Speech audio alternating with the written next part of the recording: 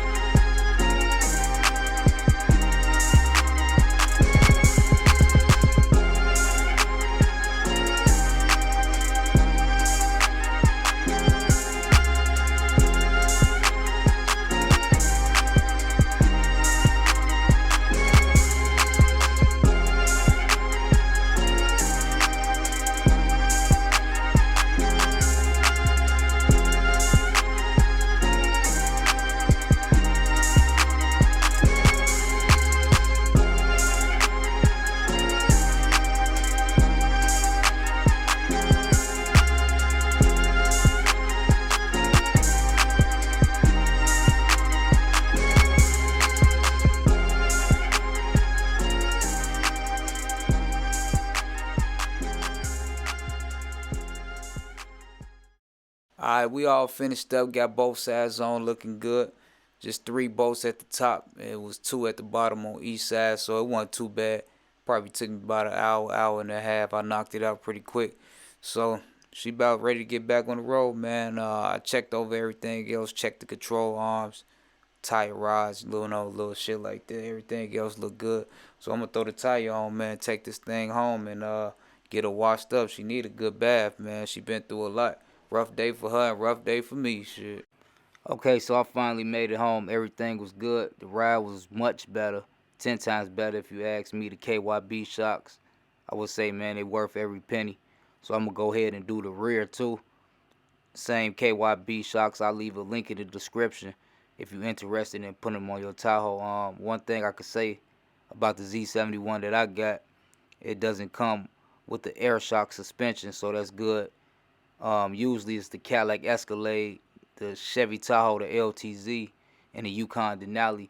They'll come with the air shocks, and sometimes that could be a pain and get real costly. Yeah, so I got a guy that actually wants to buy it.